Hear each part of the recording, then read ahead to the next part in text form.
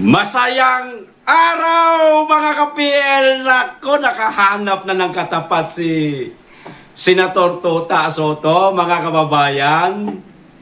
Grupo ng mga abogado pupunta po sa Korte Suprema para maghain po ng petisyon laban kay Senator Tota Sotto na ipag-contempt itong mamang ito dahil po sa mga naging pronouncement nitong si Senator Tota Sotto, mga kababayan, sa naging desisyon ng mga taga-Korte Suprema at sa pagbasura sa impeachment ng ating pangalawang Pangulo, Inday Sara Duterte. Di bagay mariing kinuwestiyon ni Senator Tota Sotto, mga kababayan, ang naging desisyon ng mga taga-Korte Suprema na para bagang sinasabi niya teka, mali kayo. Kami ang tama dito sa Senado. Nakakahiya naman. Ang kalaban ng Korte Suprema, taga One Ball University, samantalang yung mga taga-Korte Suprema nagsipagtapos ng abogasya, siya, knock-knock hoster lang ang alam. Tapos siya pa itong question. O ngayon, nakahanap na po ng katapat si Senator Tota Sotto, mga kababayan. O ulitin ko po, grupo ito ng mga abogado at hindi isang simpleng mamamayan lamang po sa ating bansa, kundi mga abogado. Hindi po ito pupunta sa Korte Suprema kung hindi po nila nakitaan ng sapat na batayan para ipakontempt itong nagmamagaling, nagmamarunong, piling matalino, natuta lang naman ng isang politiko. O ito po ang balita, mga kababayan. Basahin ko na po. Stay tuned lang po kayo o tune in lang po kayo, mga kababayan, at marami po tayong pag-uusapan. Pero makikisuyo lang po ako.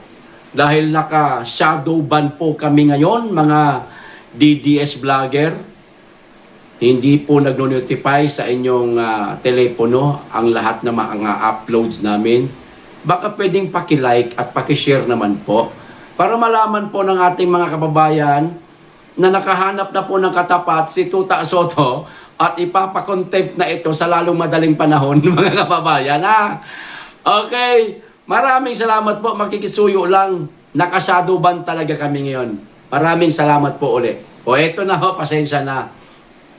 Mga batikang abogado, tutungo sa SC para maghain ng kaso laban kay SP Sotto. Ayan, kakasuhan siya, mga kababayan.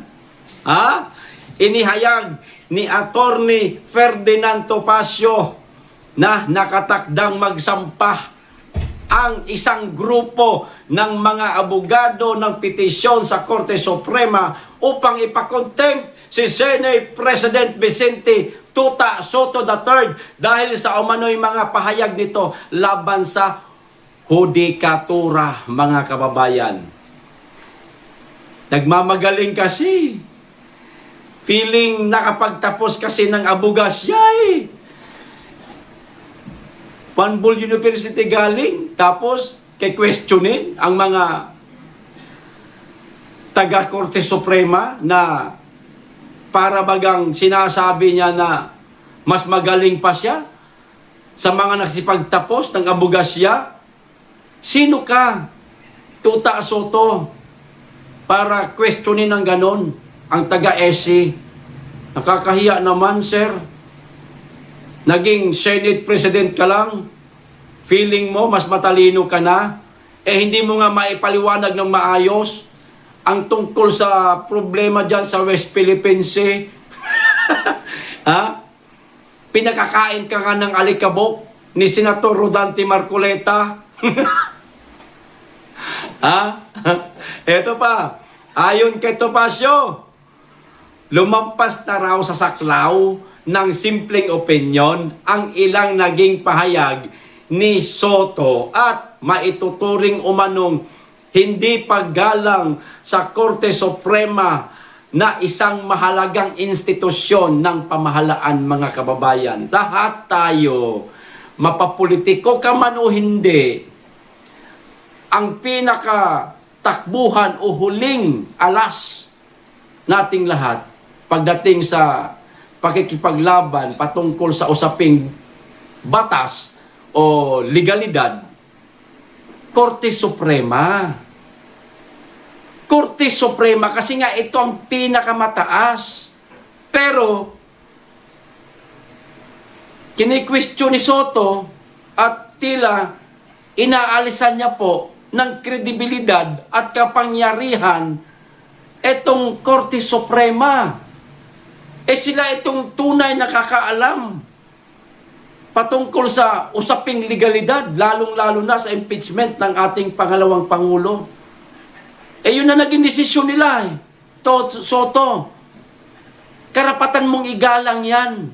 Palibhasa kasi, hindi ka naman abogado, hindi ka nakapagtapos ng abogasya na meron kang bit-bit na isang lisensya na kung ano man ang maging question mo laban sa Korte Suprema ay maaaring bawiin ito sa iyo. Wala kang ganong credential. Wala kang ganong klaseng lisensya. Hindi ka madidisbar. Kaya siguro ang lakas ng loob mo na questionin mo ang Korte Suprema. Kasi hindi ka madidisbar, hindi ka naman kasi abogado. Feeling abogado. Yun lang siguro. No? Pero nakita nitong grupong abogado na ito na dapat kang kasuhan at ipakontempt. Buti nga sa'yo. Ito pa, binigyang diin din ng abogado na bagamat pinahihintulutan ang kritisismo sa mga desisyon ng korte, may hangganan ito. Lalo na kung nagmumula sa isang mataas na opisyal ng gobyerno. Kasi po, maaari ho siyang paniwalaan ng ating mga kababayan. Sino? Si Soto. Doon sa mga pronouncement niya ngayon, mga kababayan, sa pagtutol niya po sa naging desisyon ng Korte Suprema, Senate President siya eh. Iisipin po ng ating mga kababayan na mga nakaantabay o mga nakasubaybay sa mga nangyayaring usapin tungkol sa politika at impeachment sa mga impeachable officer, mga kababayan, na, ano yan eh, Senate President yan. Kapanipaniwala naman siguro. Siguro, yung sinasabi niya. Maaaring meron siyang batayan, maaaring meron siyang pinaguhugutan, kaya niya nasabi yun.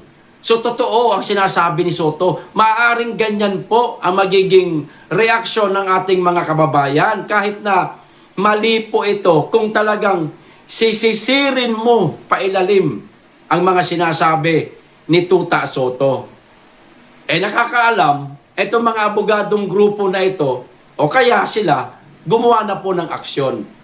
Dapat lang, nabigyan talaga ng aksyon para hindi na po pamarisan itong mga sinasabi o ginagawa ni Senator Tuta Soto na maaari pong paniwalaan ng ating mga kababayan.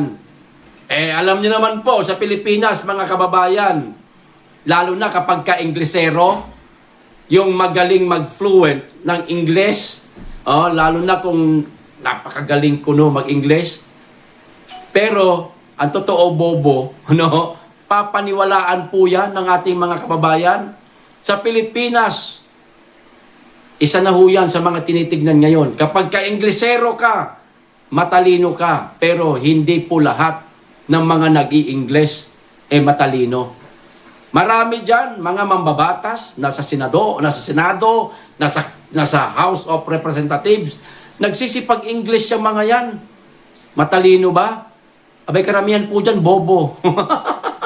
Bakit? Paano ko nasabing bobo? Alam nilang mali ang korupsyon. Alam nilang mali ang pagnanakaw sa kaban ng bayan. Bakit pa nila ginagawa? Bakit pa sila nakikipagkaibigan sa mga elected official na kawatan? Di po ba, mga kababayan? Bakit pa nila pinapanginoon si Tambaluslos? Alam nilang kawatan. Di ba gay bobo? Paano magsalita yung mga yan sa kanilang mga privilege speech? Di ba gay English? Piling matalino, pero kanino kumakampi dumidikit? Sa mga kawatan. Matalino ba yan? Mabuti pa. Itong mga senador na nagtatagalog laang, kagaya ni Senator Robin Padilla. Tapat sa bayan. Hindi lamang tapat sa isang politikong sinusuportahan, kundi tapat sa bayan. Mahal tayo. Tayong lahat. Kung kaya na lang tayo yapusin lahat, naggagawin niya na eh.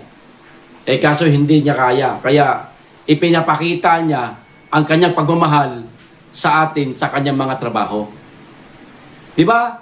Purong Tagalog si Robin Padilla kung magbigay ng privilege speech, pero ramdam natin na may alam itong mama na ito. At higit sa lahat, may malasakit sa bayan.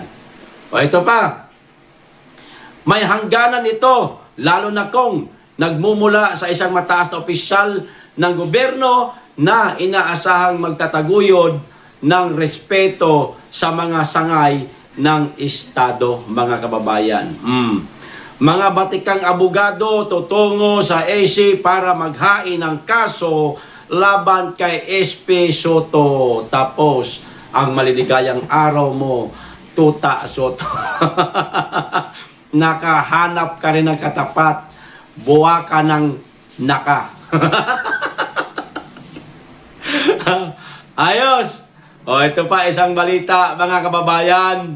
Itong tungkol naman po kay Mr. Dean Chase. Sa mga hindi pa po nakapanood nitong video ito, hala panoorin po natin ito, mga kababayan. Binanatan po ni Dean Chase si Ogie Diaz, yung dilawan na artistang, alam nyo na ho, mga kababayan, showbiz chismis po ang content. Kasi artista man siya. Di ba? Binanatan po ni Dean Chase. Ang sakit ng mga sinabi po ni Dean Chase, mga kababayan. Kulang na lang sabihin ni Dean Chase nga, bobo ka, Ogie Diaz, wala kang alam, wala kang pinag-aralan, huwag kang makisawsaw sa usapan, lalo na hindi mo naman ito linya, sa madaling salita, wala kang credential sa mga pinagsasabi mo. Ayan. Si Dean Chase, kung ano yung mga sinasabi niya, mga kababayan, nakabatay po ito sa mga credential niya, tulad ng kanyang trabaho. Di po ba? Ito po ang video ni Dean Chase. Panoorin po natin kung paano niya banatan si Ogie Diaz. Ito na po, panoorin na po natin. Mr. Ogie Diaz, may tanong ako sa iyo, yung mukha mong parang tuhod. Ano bang karapatan mo na para sabihin deepfake or AI generated yung nirelease namin ni Mr. T? Sino ka ba? At ano ka ba? Ano bang credentials mo? Do you specialize in digital manipulation? Do you have a credential for forensic document examiner? Kasi kung meron, by all means, pwede mo sabihin deepfake yun or AI generated. Pero wala eh. Wala kang credential na ganun. Wala kang karapatan na sabihin na deepfake yun. Kasi wala kang credentials to say such things. However, ako meron. Meron akong credential as a forensic document examiner kasi yan ang trabaho ko dito. Sa isang bangko at a law firm, I'm a forensic document examiner dito. Yan ang trabaho ko dito sa Amerika. Alam nyo ba kung gaano kadilim nung video na yon, yung original? It was not AI generated nor manipulated. No. In-enhance namin yon para makita ang pagmumukha ng adik yung presidente. Kaya wala kang karapatan na sabihin deepfake yun kasi wala kang credentials. Ano ka ba? Hindi yan pwedeng magngangaw-ngaw ka lang na sasabihin mo na deepfake yun porket nakita mo ang still images ng video at saka yung video mismo, wala kang karapatan. Ay, oo, deepfake to kasi wala kang karapatan, wala kang credential. Okay? Hindi yan pwedeng magngangaw ka lang. Kaya nga, sinasabi namin, nakasuhan na kami para malaman ng buong tao kung totoo ba yun o hindi. Ilang beses na namin yung hinahamon. May ginawa bang administrasyon? Wala, di ba? Kasi alam nating lahat kung bakit wala silang imik sa nirelease namin na video. Again, wala kang karapatan, Mr. Ogie Diaz. Kasi again, wala kang credential.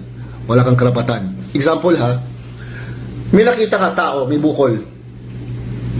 Di mo pwede sabihin, uy, cancer yan. Kasi nakita mo, ayun, may bukol. Hindi pwede. Paano mo malalaman kung malignant o binanyang bukol na yan? Hindi ka naman doktor. You have to run tests for you to be able to find out that that bukol is malignant or benign. Tapos kailangan may credential ka na sabihin na cancer yon. Pareha din yan sa pag-determine na AI generated ba or manipulated ba yung video na nirelease namin. Okay? You're trying too hard to stay relevant. Oh my God. Oh, Ogie Diaz. Wala ka daw credential.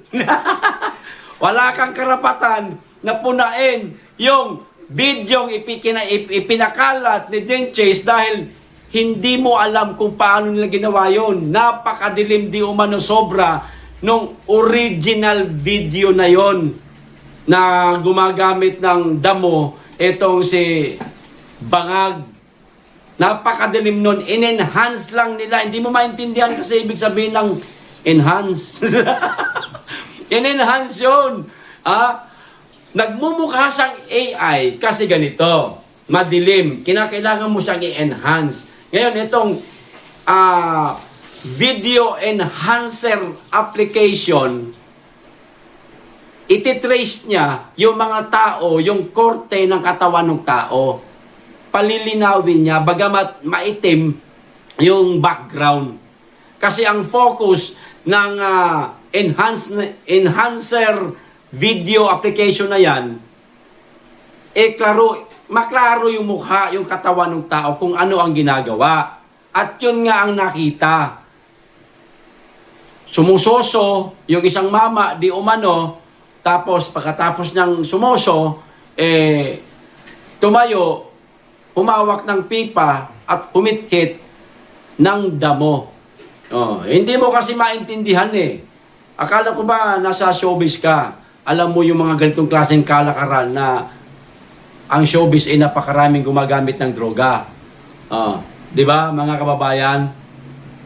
Ayan, tuloy. Edi, nakatikim ka ng mga masasakit na sabunot sa'yo ni Dean Chase. O di magsabunutan kayo, gantihan mo na si Dean Chase. Ogie, ang tanong kung kaya mo, si Dean Chase, may utak yan. May pinag-aralan yan. Napakaraming credential ang mama na yan. Ikaw ba, Wala di ba? Puro ka lang naman showbiz chika. wala kang itatapat kay Ogie, kay Dean Chase, Ogie. Wala kang itatapat kay Dean Chase. Nakakahiya ka lang. Pero depende, pwede mo rin siya patulan. Pwede mo rin siyang banatan. Pero ampaw ang banat mo. Eto, may laman. Hindi sabaw. Di ba, Ogie? Susunod, huwag kang magmamagaling, huwag kang magtatali-talinuhan ng hindi mo naman alam ang mga sinasabi mo. Lalo na hindi ka kagaya ni Dean Chase na yun talaga ang trabaho niya. Magkaiba kayo na trabaho. Malayo ka sa kanya. Ang layo. Hindi mo siya kaya. Hindi mo kaya ipaliwanag yung mga sinasabi niya. Yung sa'yo, lumalabas na chika lang. Parang pang showbiz lang. Kaya, kung hindi mo alam ang mga sasabihin mo din, Ogie, itiko mo na lang yung bibig mo. Huwag mo nang ipagtanggol yung mga ipinagtatanggol mong mga adik na mga politiko. Dahil, lihiti mo yan. Totoo yan. Gumagamit ng droga yung mama na yan. Mismong kapatid niya na ang may sabi. May kulang pa ba doon, Ogie Diaz? Kapatid ka ba ni Bangag para malaman mo ang buhay niya mula noon hanggang ngayon? Kapatid niya lumantad sa libu-libong tao sa Luneta. At sinabing gumagamit ng droga yung kapatid niya. Kulang pa ba yun? Ang tanga mo naman, Ogie Diaz, kung hindi mo naintindihan ang sinabi ni Amy Marcos. Yan ding mga video na yan na inilalabas ni Dean Chase, may katotohanan yan. kahit na mukhang AI, kasi nga dumaan na yan sa video enhancer application. Mukhang AI, pero totoo yan. Na-enhance nga lang. Pwede bang ilabas ni Dinches yung totoong video na napakadilim? Di magmumukhang fake news lalo. Kaya mas mainam na idaan ito sa isang video enhancer application para klaro. Yun nga lang, mukhang AI. Pero totoo ang sinasabi ni Dinches. Hindi tulad nun sa'yo. Ogie Diaz, pang showbiz lang ang datingan. Di ba? Tikong bibig minsan kung hindi kayang panindigan o hindi kaya ipaliwanag ang mga katotohanan, lalo na't wala kang nalalaman. Okay? Ito pa, isang balita, mga kababayan. Etong tungkol naman po sa sinabi nitong si Presidential Advisor for Political Affairs. Walang iba kundi itong si Gabi Claudio, mga kababayan, tungkol po sa ating pangalawang Pangulo. Totoo ito, sa palagay ko lang, maaaring mangyari ho ito, mga kababayan. O ito, sabi niya, sinabi ni dating Presidential Advisor for Political Affairs, Gabi Claudio, na posibleng maging game over, mga kababayan, na ang 2028 presidential elections para sa lahat ng makakalaban ni Vice President Sara Duterte kung may mangyari sa kanyang amang si dating Pangulong Rodrigo Duterte bago ang halalan. Kung may mangyari kay Tatay Digong, mga kababayan, bago ang halalan, game over na di umano, ayon kay Gabi Claudio. Medyo awkward sabihin ito, pero knock on wood, kumatok siya kasi ayaw niyang mangyari. Kumatok siya, ayaw niyang mangyari no? Knock on wood. Heaven forbid, pag may nangyari o mangyari sa tatay niya, I think it's game over. Yun ang palagay nitong si Claudio, mga kababayan. I think it's game over. Sigurado ho tayo dyan. Kahit nga lang ngayon mga kababayan di po ba, lahat po tayo saksi sa kung gaano po katataas ang trust ratings, ang approval ratings, ang performance ratings ng ating Pangulong Bangag at ng ating pangalawang Pangulong Matino. Napakalayo po ng diferensya, gano'n BP Inday Sara kay Bangag, kulelat na ho Patunay po ito, mga kababayan, na front runner po ang ating pangalawang Pangulo sa 2028 kung tatakbo po ito sa pagka-presidente. Pero ngayon, pilit po nilang pinai-impeach ang ating pangalawang Pangulo para hindi po makatakbo sa pagka-presidente sa 2028 kung magtagumpay po itong kanilang impeachment, mga kababayan. Pero sa Kamara, matik impeach po ang ating pangalawang Pangulo. Sa Senado, mga kababayan, wag po tayo magpagkakampante. Nasa 40-60 po ang labanan dyan. Kasi di hamak po na mas marami ang majority. Iilan lamang po ang nasa minority. Sisiyam lamang po sila. Na kay Allah subhanahu wa ta'ala na po, mga kababayan, nakasalalay ang takbo ng buhay, karera sa politika ng ating pangalawang Pangulo kung pahihintulutan po ng ating Allah subhanahu wa ta'ala na ma-impeach ang ating pangalawang Pangulo. Pero sana wag naman. Sana mag-isip-isip itong mga ilang mga senador na re-electionist sa 2028, maaari po kayong maapektuhan. Tandaan nyo po yan.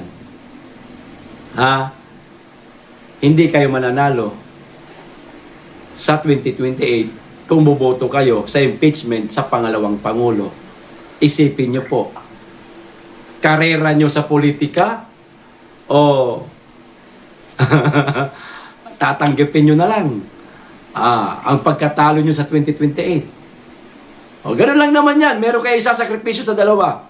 Boboto kayo sa impeachment o gusto nyo pang manalo sa pagkasenador?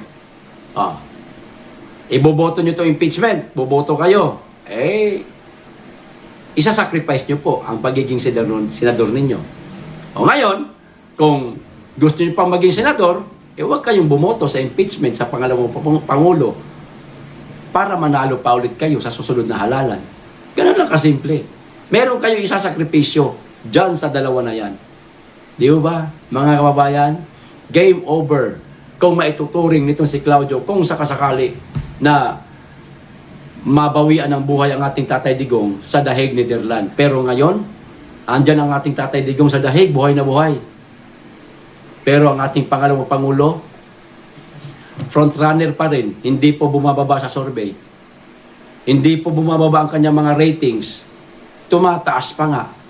Ang bumababa, walang iba, kundi yung Bangag, na lalo ngayon, mga kababayan, bumaba na naman ang Pilipinas si Bangag. Meron po kasing nag-post, mga kababayan, na isang dating gobernur, hindi ko na lamang po papangalanan, na inilipad daw itong si Bangag. Inilipad papuntang ibang bansa. Wala pong binanggit kung anong bansa. Basta lumipad papuntang ibang bansa, mga kababayan. Emergency daw, mga kababayan eh. Sabi nung dating gobernur, emergency daw. Baka related po ito sa kanyang karamdaman na diverticulitis.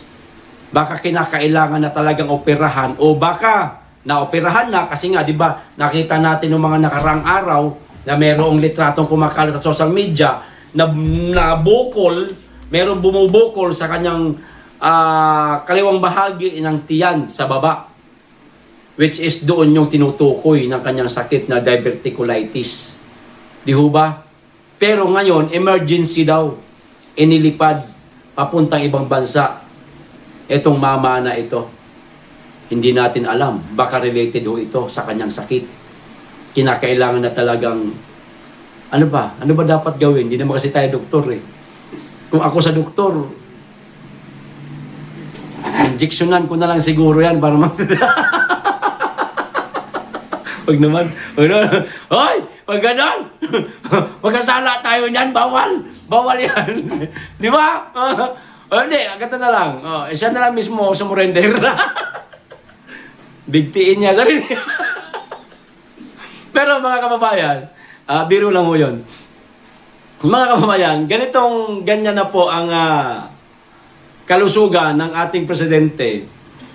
Tila hindi niya na po masyado napapamunuan yung ating bansa. Hindi niya na nagagampanan ang kanyang pagiging presidente. Di ba obvious po na dapat ang pangalawang pangulo muna ang uupo o hahalili sa kanyang pwesto bilang presidente? Di ba? Kaya nga meron tayong vice presidente eh. Yan nga yung tinatawag na spare tire eh. Hindi lamang po spare tire yan. Hindi lamang po display yan. Ang tungkulin yan, kung halimbawa nagkasakit ang presidente, mamatay kung ano man, lagnatin ka pa ng 1 araw, 3 araw hanggang 1 linggo, hindi mo kayang gampanan yung tungkulin mo bilang pangulo, nariyan ang pangalawang pangulo mo. Maliwanag na ho yan, nasa batas ho yan, constitution ho yan. Batas ho yan eh. Hindi ho nila pinaiiral eh, natatakot ho sila na baka mamaya agawin ni Inday Sara sa kanila yung kanilang posisyon na hindi naman ganyan ang ugali ng mga Duterte dahil meron niyang mga delikadesa. Kung gusto lang maging presidente ni Inday Sara, sana no 2022. Presidente, tinakbo niya, hindi vice presidente. Sana hindi siya nagpauto sa magkapatid na Marcos na yan. Kahit pasabihin natin itong si Amy Marcos, kuno kaibigan sa ni Inday Sara. Kuno sinabi niya na adik yung kapatid niya. Hindi pa rin po kapanipaniwala yan. Hindi pa rin po dapat asahan yan. Magkapatid ay magkapatid pa rin yan. Matimbang pa rin talaga ang dugo kaysa sa tubig, mga kababayan. Oo, nasiyahan tayo doon sa mga sinabi ni Amy. Pero dapat ba mahulog na ang loob natin sa kanya? Naku, wag. Mga kababayan, wag po. Di ba ga? Dapat ngayon si BP Inday Sara ang nakaupo dahil may sakit ang presidente. Kung ano man ang gawin sa kanya ng mga doktor, pirahan man siya o putulin yung kanyang kanyang putotoy. Ha? Dahil nga, siyempre, ospital eh. O, nagpapagamot siya eh, sa kanyang sakit na diverticulitis eh. Hindi sana ang pangalawang pangulo muna. Ayaw mo rin nabitawan. Pero may mga lumalabas po na mga usap-usapan na ibiniyahe di umano ito, emergency pati. Baka naka-airlift pa ito ho, mga kababayan, chopper, baka sinakyan ito, di kaya jet. Para magpagamot di umano sa ibang bansa. Sayang naman po, ang pangalawang pangulo nakatambay lang. Nakatenga lang yung kanyang kapangyarihan. Sana gawin ito, no? Nila. Sundin nila ang kung ano mga nakasaad sa saligang batas. Hindi yung puta, naghihingalo ka na. Ikaw pa rin na presidente. Di ba? May bukol ka na sa tagiliran, presidente ka pa rin. Hoy! May pangalawang pangulo ka, baka nakakalimutan mo, Marcos, na pwedeng humalili sa'yo. Kaya tuloy, mga kababayan natin, hindi natin masisisi bakit ganyan ang turing nila sa'yo eh. At bakit ganyan ang panalangin nila sa'yo eh. Sana nga daw eh, sabi ng mga kababayan natin ha, Mr. President, sabi ng mga kababayan natin, sana daw, matuluyan ka na lang daw dyan sa sakit mo na yan. Kasi total, ayaw mo naman daw humalili ang pangalawang pangulo, sana matuluyan ka na lang daw. O para si Inday Sara na umupo. O ganyan nagiging pronouncement ng ating mga kababayan kasi pinagdadamot mo yung iyong pwesto. Ayaw mong paganahin ang kapangyarihan ng pangalawang pangulo. Ayaw mo siyang patrabahuin. Gusto mo ikaw, kahit na hirap ka nang maglakad, iniingatan mo, mahulog mo yung colostomy bag mo. Yun lang naman po ang panalangin ng ating mga kababayan. Kami hindi. Sila yun, panalangin nila yun. Pero pag nangyari yun, happy together pa rin.